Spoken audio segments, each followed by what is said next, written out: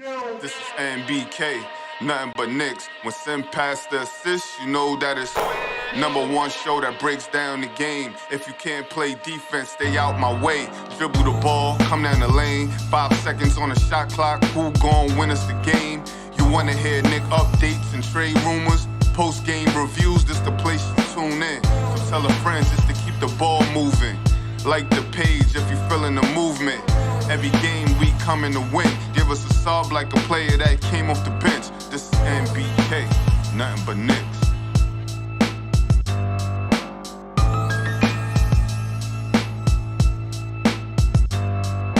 Knicks family, what's poppin'? It's your boy. Oh, let me get that. There we go.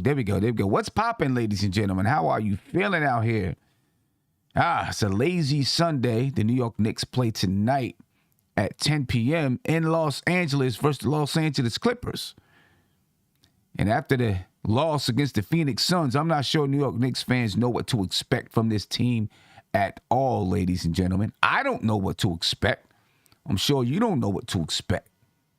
But before we get popping, let me shout out thegameday.com for sponsoring the pregame show or the game preview.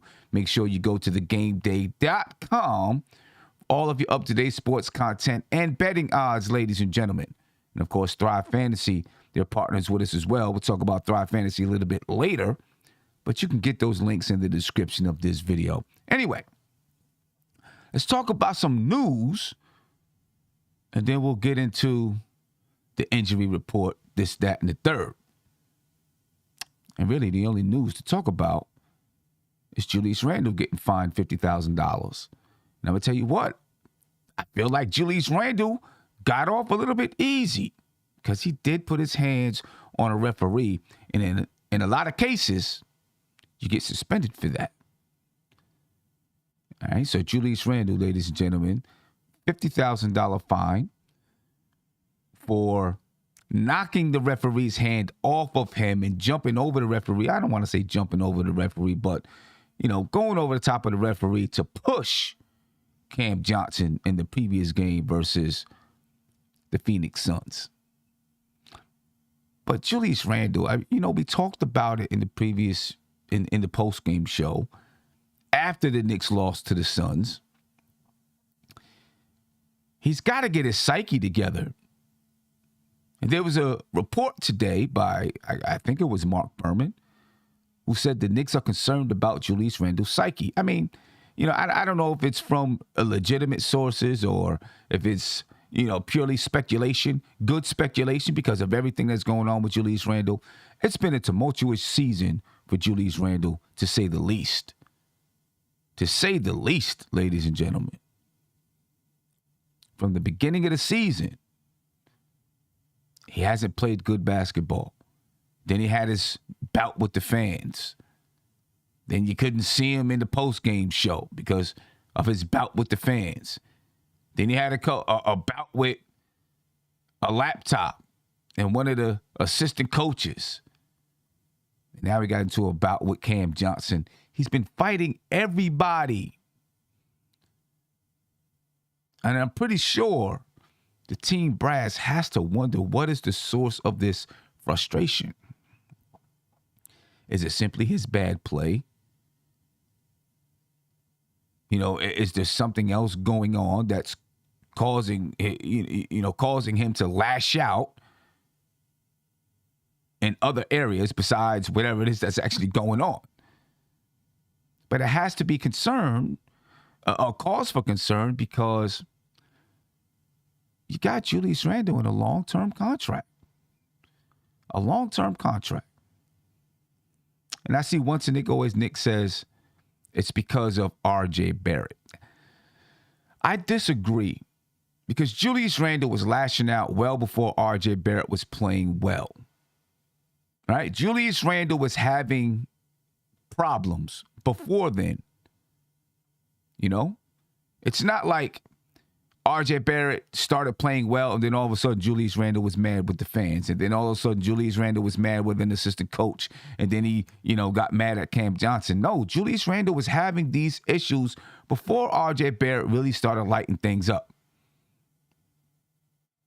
And if that's the case, that's the case, why on a night when you're on pace to maybe drop 40 and RJ Barrett isn't shooting well, you lash out, right? You would think this would be his time if he's jealous of RJ Barrett. This would be his time to say, yo, I'm about to get it in tonight. I don't think that's the case. I think it's Julius Randle. It's not RJ Barrett. It's Julius Randle. Whatever's going on with Julius Randle. But it's got to be a cause for concern. It's got to be. For weeks, maybe even months, Julius Randle during away games has been choosing to warm up instead of participating in pregame announcements. You know, and you know, people are always going to speculate, start rumors about, for example, him being jealous of RJ Barrett. Nobody knows the true source, and Julius Randle is probably not going to tell you. And if Team Brass knows, they're not going to tell you. But it's a cause for concern, a big cause for concern. You know, Julius Randle's got to get it together mentally, emotionally, whatever it is. You know, it's very clear that he's emotionally immature. And, you know, when, for lack of better words, when the shit hits the fan, not fanned, fan, that's when you really find out about a person's personality and about their maturity. In these type of situations, this is when you figure out who a guy is. And it's tough to say, but, you know, maybe we're figuring out really who Julius Randle is in these type of moments, in these situations, and in this type of atmosphere. I don't want to say maybe. I think we have seen who he is. And it's apparent. It's got to be apparent to the team brass that while he can be a big part of your team, he can't be the focal point. He can't be the leader. He doesn't have the temperament. You know, Julius Randle is like one of the goons that you send out to take care of business. And the leader sends him out to take care of business. You dig what I'm saying? You know, that's like what Julius Randle is, it seems like. So, you know, I don't know what the Knicks are going to do with Julius Randle. They got to figure something out. They got about 19 games left to this season. Get through the rest of this season. Really sit down with him and have a conversation. Yeah, right now, I don't know if you can really get to the root of the problem because, you know, it's game after game after game after game until the end of the season. So how do you really get to the root of the problem? Unless you just say, hey, you know, don't play for now. Deal with your issues. But I don't think that's going to happen. When they do exit interviews and they have conversations over the summer, I think that's when the Knicks will be able to get to the root of the problem if they don't already know. But whichever it is, they've got to figure out a solution because, like it or not, Greg in the chat or whoever in the chat, like it or not, there's a very good chance, very, very, very, very good chance that Julius Randle is on this team next year. So the Knicks got to figure out what's going on, how to deal with it. Anyway, Julius Randle fined $50,000 for his actions versus the Phoenix Suns. Let's get on to the injury report because, again, the Knicks play the Los Angeles Clippers tonight at 10 p.m. The Los Angeles Clippers are one of the few wins that the New York Knicks have in 2022. They played the Clippers on January 23rd. They beat them 110-102. One of the few wins that the New York Knicks have this season. See if they can duplicate the effort. I don't know. We'll find out. As far as the injury report is concerned, ladies and gentlemen, the Knicks got a number of players out. Obi Toppin is out with a left hamstring. Taj Gibson is doubtful due to an illness. Quentin Grimes is out. Got a right patella issue, subluxation. Hopefully I said the word correctly. Nerlens Noel is out with a sore left foot. Derrick Rose is out. in recovery from right ankle surgery. And, of course, Kemba Walker is no longer with the team. So when you look at that injury report that's on your screen, Obi Toppin, Quentin Grimes, Nerlens Noel, all of those guys are normally in the rotation. Nerlens Noel really hasn't been in rotation for a while. All right, so you can't count on Nerlens Noel. But the Knicks got a number of players out for tonight's game against the Los Angeles Clippers. And as far as the Clippers, Paul George, he's been out for a while. Kawhi Leonard is out. He's been out for a while. Neither one of those guys are coming back. Norman Powell was out. Jason Preston is out. Jay Scruggs is out. But the Los Angeles Clippers have been playing with this squad, the squad that's coming into tonight's game, for a minute now. All right? So they've probably fallen into a comfort zone with this squad here. It seems they're led by Reggie Jackson. The Clippers, they're in the 8th seed in the Western Conference. They're 34-31. Right? So with injuries to their 2-star players, they're still able to be above 500 out there in the Western Conference. And looking like they're shoo-in to make at least the play-in game. And it's possible they can make a push for that 6th seed, right? The Los Angeles Clippers, again, 34-31. They're 2 games behind the Minnesota Timberwolves, and they are 4 games behind the Denver Nuggets. And they've got a nice piece of separation between them and the Los Angeles Lakers. The Lakers are 28-35 on the season, 5 games below the Clippers. The New Orleans Pelicans, they're 27-36, and they're 6 games below the Los Angeles Clippers. So the Clippers are sitting in a pretty nice spot in the Western Conference. Now, of course, they'll be in a play-in game. You know, everything continues the way it is. They're 7-3 in their last 10. They've won 5 games in a row. Compare that to the New York Knicks. The Knicks are 25-38, 1-9 in their last 10 games. They've lost 7 in a row, and they're desperate for a win. They had one in the bag the other night against the Phoenix Suns, and they let it go. They blew it. The New York Knicks, you know, for all intents and purposes, they're still fighting for that 10th play-in spot. But ladies and gentlemen, it's all but done. The Atlanta Hawks are 31-32, just 1 game below 500. Their number team's just 1 game below 500 in the Eastern Conference. The Brooklyn Nets, they're 32-33. The Charlotte Hornets, they're 32-33. Atlanta Hawks, 31-32.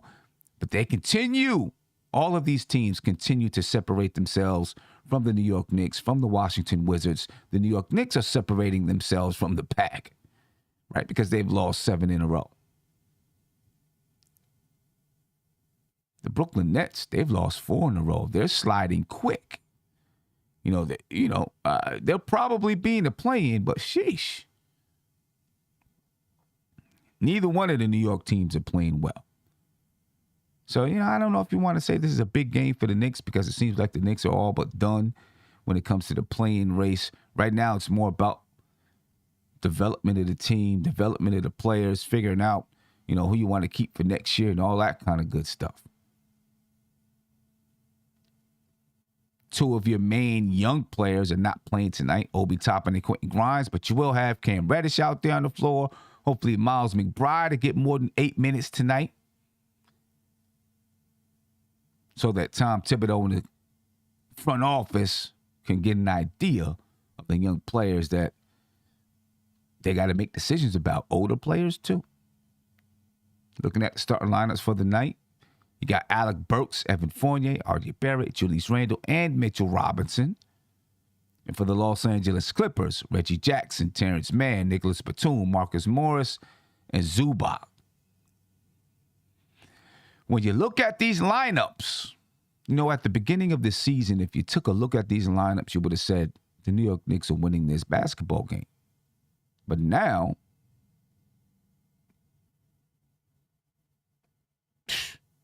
that's all I can really say. When you look at Alec Burks and Reggie Jackson, Alec Burks, again, is playing out of position. He played a decent game against the Phoenix Suns, but of course he missed the last shot. He missed the last free throw, which led to Cam Johnson banking it off the glass. There were a lot of people not happy about his response. To be honest with you, I don't know what else you wanted him to say.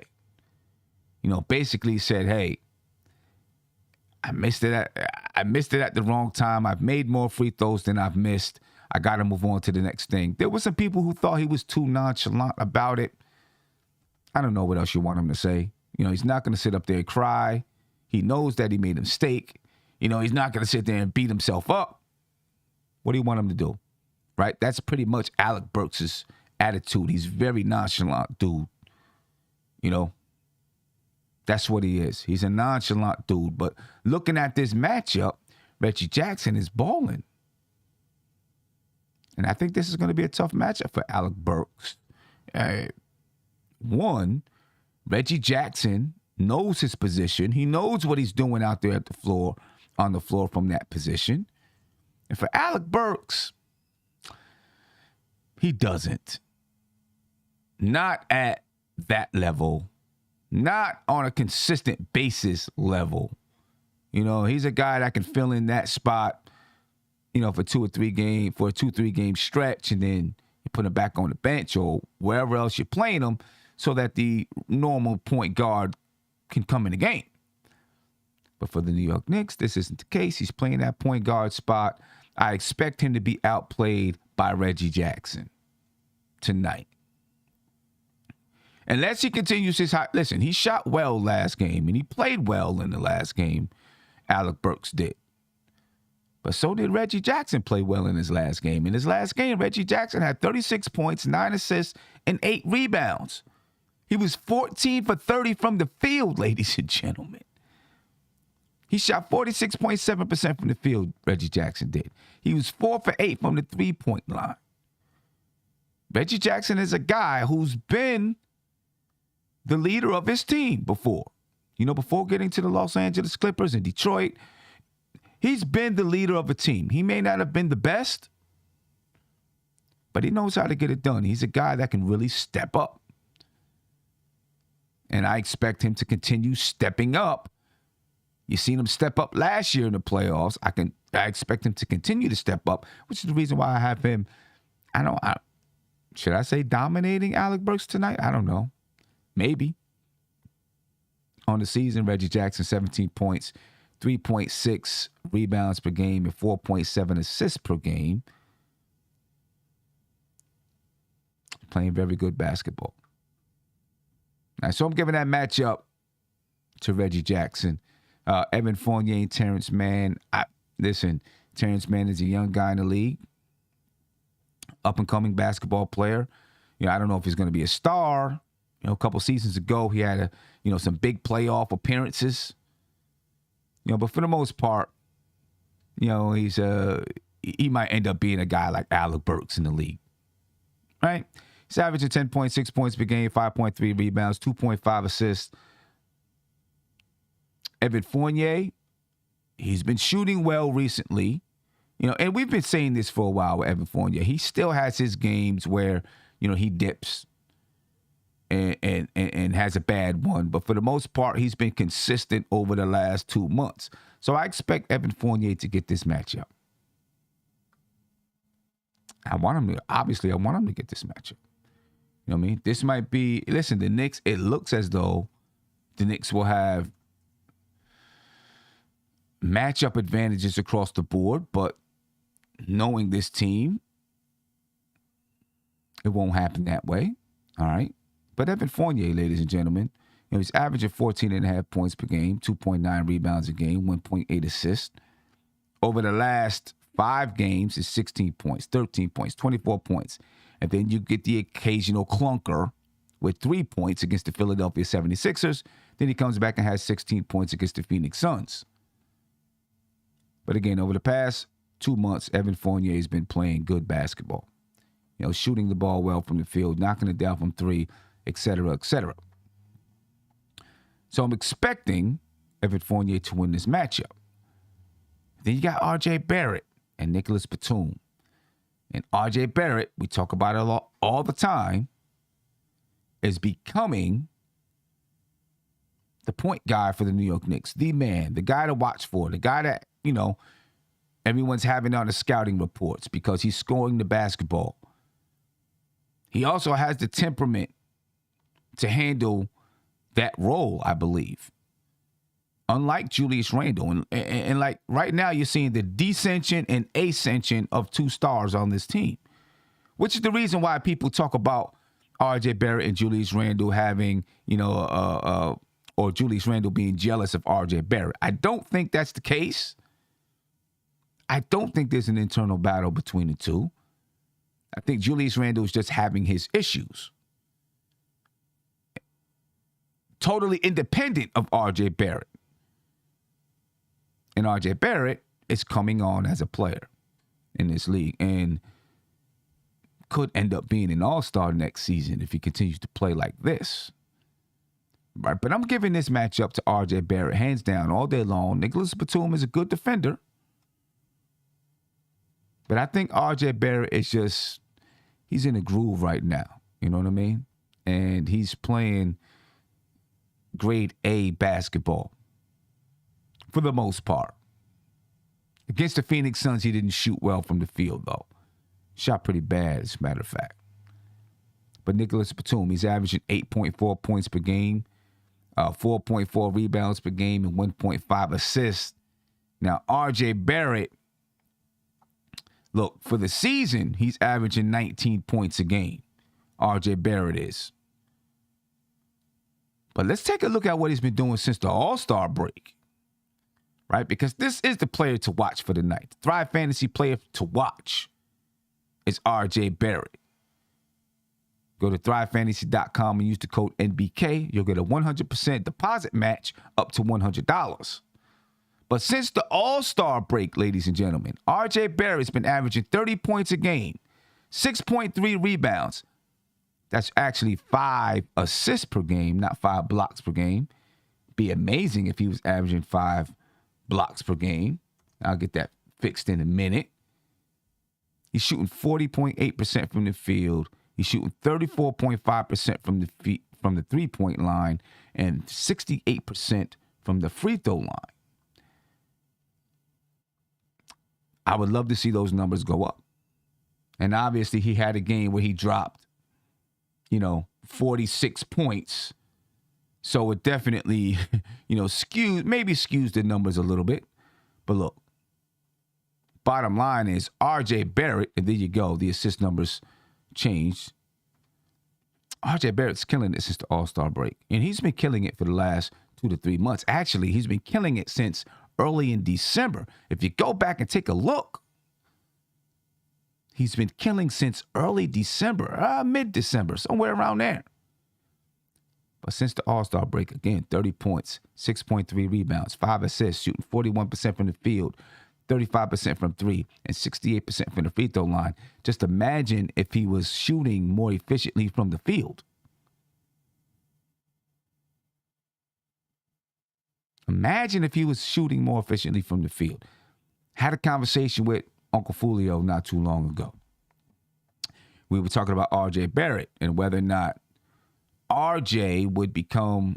could become a Wilson Dang. No, it's not 5 blocks per game. It's 5 assists per game.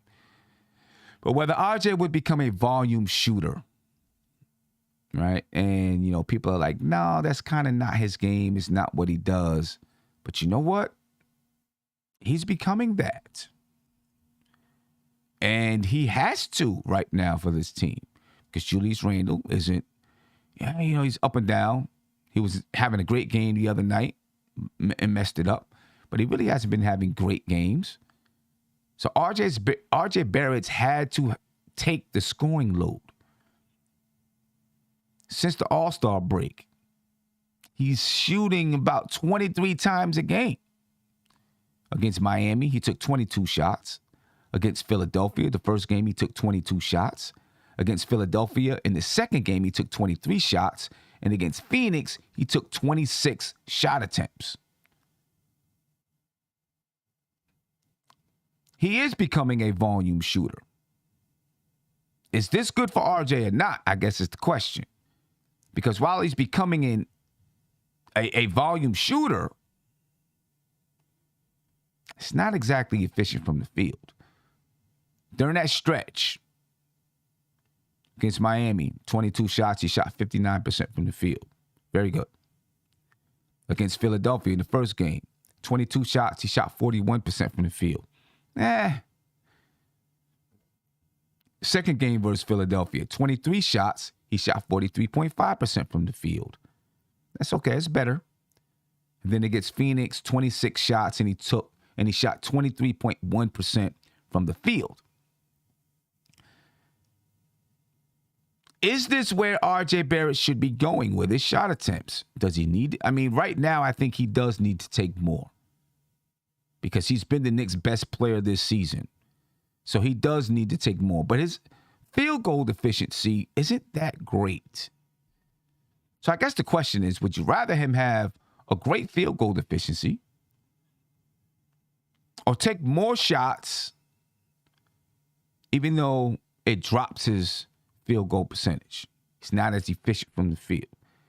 You know, you're taking more shots, though, he's probably going to score more points per game. You know, does it matter to you? Especially if you need the points. Because sometimes if you need the points and you got a guy who can take a volume of shots, but he's getting you points, as long as he's taking good shots. See, and that's my mantra. As long as he's not pounding the ball and holding it for 10 to 15 seconds. You know, and taking crazy wild shots all over the place. It is what it is. Take the shots. If they're good shots, you take the shots. You know what I mean? You're not holding up the offense by pounding the ball all night. You take quick moves. If you miss them, you miss them. I'm okay with him taking those number of shots, even if it's on low efficiency. I would rather, of course, him have higher efficiency, but it's the quality of shot that he's taking. And I do think that he's taking quality shots. They're just not always going in. You know, as efficiently as we would like them to. But you know, I guess that's where, you know, you have to make this decision about RJ Barrett. Do you want him to be a volume shooter? Or do you want him to continue in, you know, just, you know, wait in the corner, wait for this shot, wait for that shot, and take his 16, 17 shots a game?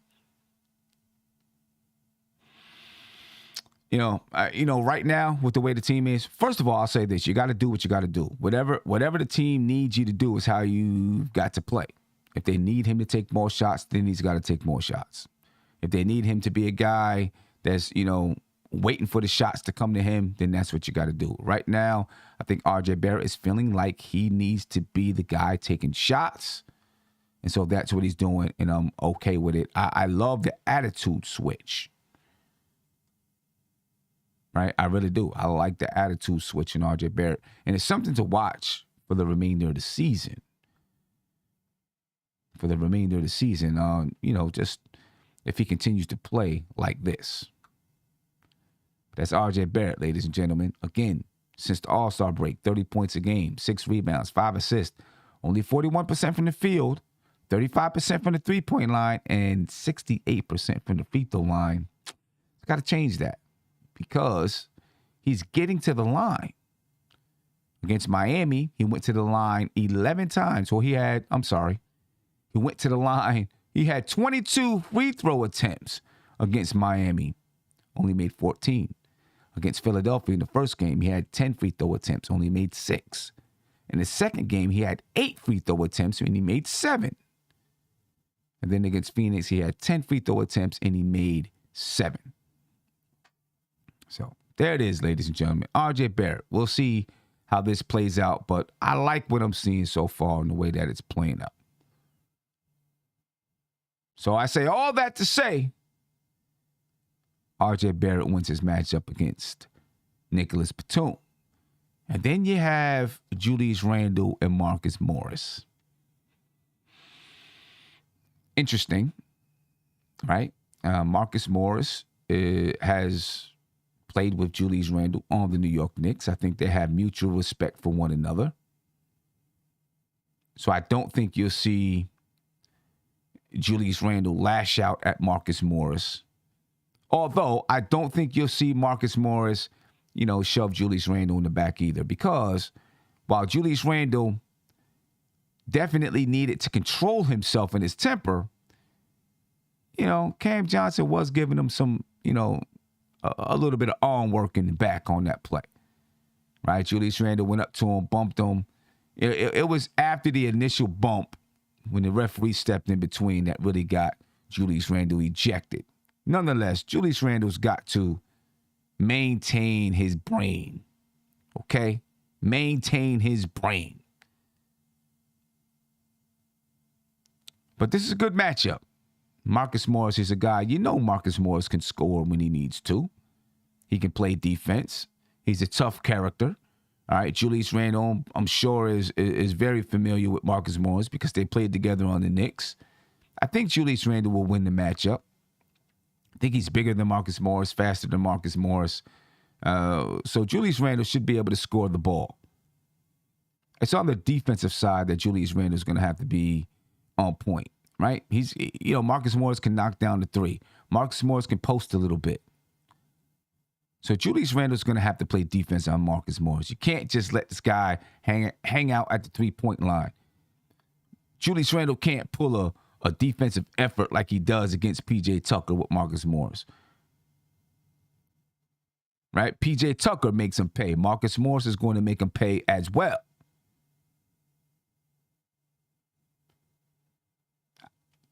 I'm going to be honest with you. I wish that Marcus Morris was on this team. Right? Because I believe that Marcus Morris is the kind of guy that could help mentor Julius. Julius Randle needs a mentor. And Taj Gibson, I don't think is the guy. A guy like Marcus Morris can be a mentor for Julius Randle and help him to handle the pressure, I guess. Because I think that's part of the issue with Julius Randle is the pressure. But I do think Julius Randle wins this matchup offensively, but he's got to do it defensively as well against Marcus Morris. He's got to do it defensively. Don't let him get free. Because when you look at this lineup, this is an offensive lineup for the Clippers that's based on equality. You're not really going to have one guy just dominating the ball all night. They don't have that type of player out there. Reggie Jackson, maybe, kind of. But for the most part, they're sharing the ball. Whoever gets the best shot is taking the best shot, which can make it difficult for the New York Knicks and for Julius Randle. Because Julius Randle's got to, Julius Randle is known to not be on his rotation, to miss his rotation, or tell somebody else to get that rotation. So he's got to be on his P's and Q's against Marcus Morris. Then you got Mitchell Robinson and Zubac. Listen, Mitchell Robinson right now, and I think he really stepped up to the challenge against DeAndre Ayton. He knows these last 19 games, it's contract time, right? He's trying to prove to the team brass that he can be a consistent force down low. Now, against a guy like Zubac, who's, he's a young guy that can put something on you in the paint every once in a while. He averages 10 points, 8 rebounds a game, 1.1 blocks per game. But he can post. He's big. He's strong. It's good footwork down low, 7 foot, 240 pounds. Right, another young guy, 24 years old. It's another chance for Mitchell Robinson to prove that amongst centers who are his age, in his age range, he can dominate. Because when you look 5, 6, 7 years from now, these are going to be the guys that Mitchell Robinson's going to have to dominate. He did it against Ayton. It's another chance for him to do it tonight and prove to the team brass like, hey, I may be inconsistent right now, but give me a couple of years and I'll be dominating these guys night in and night out. So it's another chance for Mitchell Robinson to prove that he deserves a nice contract. I'm going with Mitchell Robinson tonight because I do think he's motivated. Although I'm a little weary that Zubac can get Mitchell Robinson in some foul trouble because I do think he's a good post player. He does have good footwork. He can score in the post. So Mitchell Robinson's going to have to be, he's going to have to use his footwork defensively. Not only rely on his ability to block shots, but use both. Use his footwork, right? Mitchell Robinson has been doing a very good job of going up and down when he's contesting shots. Going to need that tonight. I don't want to see him get in foul trouble. Although, if he does, Jericho Sims will be able to come in and provide some, body work against Zubac. He doesn't have the same length as Mitchell Robinson. Doesn't spread the floor vertically like Mitchell Robinson does on the other side either. Because Nerlens Noel and Taj Gibson are both out tonight. But this is a matchup that I'm looking forward to. I want to see Mitchell Robinson dominate once again tonight. Listen, Mitchell Robinson dominates. Even if he does not remain with the New York Knicks, it only helps him and it helps the Knicks. Because if they cannot come to an agreement, his ability to play just makes him more marketable, either for himself or for the Knicks in a sign and trade situation, et cetera, et cetera. Although, I would love to see the New York Knicks and Mitchell Robinson work it out. Right? Find a way to make this thing work because he has a lot of potential, man. Mitchell Robinson does. Definitely has a lot of potential. So those are the matchups for tonight. Looking at the bench situation for the New York Knicks, you got Emmanuel Quickly coming off the bench. Cam Reddish coming off the bench. I'm assuming Miles McBride coming off the bench. Jericho Sims coming off the bench. All right, so the Knicks, I guess, going to be kind of light off the bench tonight as they were against the Phoenix Suns. Emmanuel Quickly. You need Emmanuel Quickly to play some ball. Now, what's been happening is R.J. Barrett's been playing with that bench. Right, so the rotation, the minutes distribution looks a little bit different. All right, R.J. Barrett's going out with maybe 6 minutes in the first quarter. He comes back at the top of the second quarter, and it's Emmanuel Quickly, R.J. Barrett, Miles McBride. Obi Toppin's not out there, but Cam Reddish, Jericho Sims. All right, so he gets a chance to run with the young guns for a little bit in that second unit. Maybe you get a chance to see what the Knicks' future looks like. Obviously, Obi Toppin isn't out there. All right. So when you look at the Knicks bench, I don't know. I don't know. It's going to be up and down because they're so young. It's definitely going to be up and down. When you look at the Los Angeles Clippers, I think they have a solid bench that is going to be consistent, and their numbers may not skyrocket, but they're probably going to be consistent. Robert Covington, Luke Kennard, Isaiah Hartenson, Amir Coffey, they'll be consistent and they'll be tough. Really, you got 3 or 4 of them who are getting major minutes coming off the bench. Covington, 27 minutes in the last game. Luke Kennard, 24 minutes in the last game.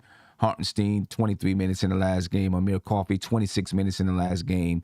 These are going to be pretty much consistent for these guys. Covington, 12 points in the last game. Luke Kennard, 11 points. Hartenstein, 12 points in the last game. Amir Coffey, 8 points in the last game. That's what these guys do. So as far as the bench, I don't know. I think the Los Angeles Clippers win the bench matchup. I think they do. Because I feel like the Knicks are just going to be up and down with their bench matchup.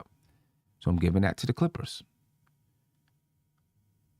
In the previous game against these two teams, The Knicks won the game 110-102. They out-rebounded the Clippers 52-40. They had more assists, 26-20. Steals, 6 for the Knicks, 7 for the Clippers. 4 blocks for the Knicks, 6 for the Clippers. Both teams had 12 turnovers. The Knicks shot 42% from the field, 42.9% from the field, and they shot 44.4% from the three-point line. One of those nights where the Knicks really lit it up from the line.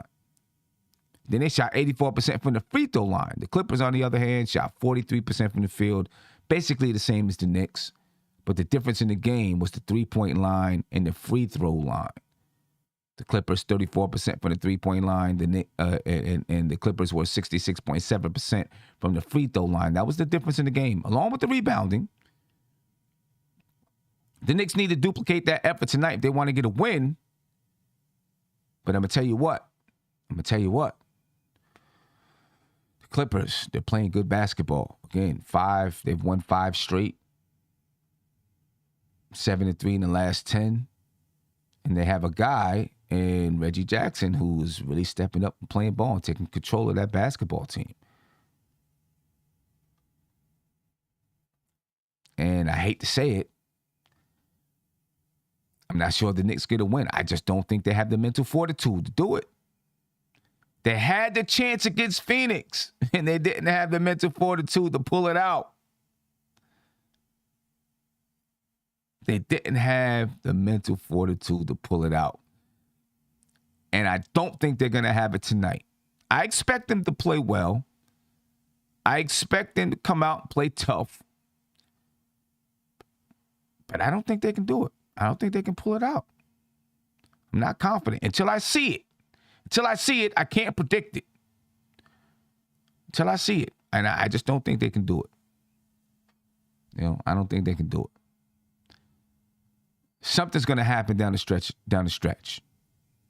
And I'm not saying anything catastrophic, but, the Knicks will be winning and then they'll go cold, or, they'll miss a bunch of free throws, or they won't be able to corral a loose ball that they need to win the game. Somehow, some way, they figure out a way to give it away. And I think it's going to happen again tonight. Hate to say it, but I do. I'm hoping. I hope I'm wrong. I really do. I want the Knicks to get a win, to just get the schneid off their back, to break and snap this 7-game losing streak.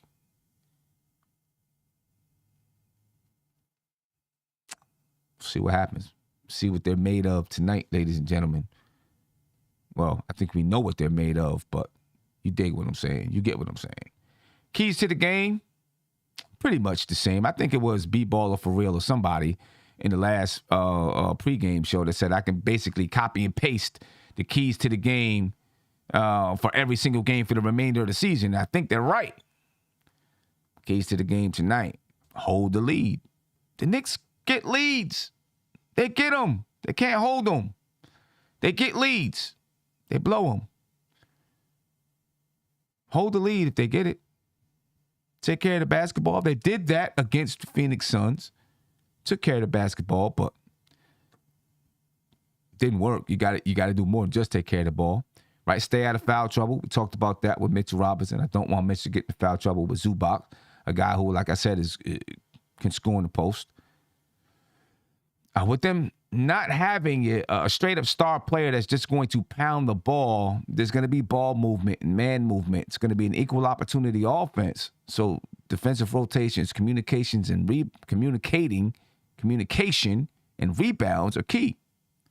Finishing the defense with a rebound. It's a key. You got to finish it with a rebound. Previous game, the Knicks out-rebounded the Los Angeles Clippers. We'll see if they can do so tonight. Just a couple of hours. Then execute down the stretch. These are things all season long that the New York Knicks have struggled with, ladies and gentlemen. I just don't think they show anything any different tonight. I think it'll be the same thing. They find a way to let the game go. But I will be happy as heck to come back on here at 12:45 or 1 o'clock in the morning. The Knicks find a way to pull this one out. I'll tell you that. I think Also, another key to this game is going to be Julius Randle controlling his emotions. Right? I think he will. I think after, everything happened the other night, he'll probably be on good behavior for a little while. He's probably humbled for a couple of games. So I'm sure he'll control his emotions. If he doesn't, and something else happens, then, Brass really has to step in and do something, and say something, or whatever it is they have to do, But anyway, ladies and gentlemen, this has been the Game Day pregame show. I appreciate you for checking in. All right, the Knicks play tonight at 10 o'clock in Los Angeles against the Clippers. I think it'll be a good game. I think the Clippers win, but it'll be a good game. All right. I will catch you then. Make sure you go to thegameday.com. Check out all of your up-to-date sports content and betting odds. Go to thrivefantasy.com. Use the code MBK and get a 100% match of your first deposit up to $100. Ladies and gentlemen, I'm up out of here. Be peaceful. Spread love as usual. And I will catch you tonight after the game. And I know it's going to be 1 o'clock in the morning, but I'm going to be on. All right. So I'm out. Take care of yourself. One. This is MBK, nothing but Knicks. When Sim passed the assist, you know that it's #1 show that breaks down the game. If you can't play defense, stay out my way. Dribble the ball, come down the lane. 5 seconds on the shot clock, who gon' win us the game? You wanna hear Nick updates and trade rumors? Post-game reviews, this the place you tune in. So tell a friend just to keep the ball moving. Like the page if you feeling the movement. Every game we coming to win. Give us a sub like a player that came off the bench. This is NBK, nothing but Knicks.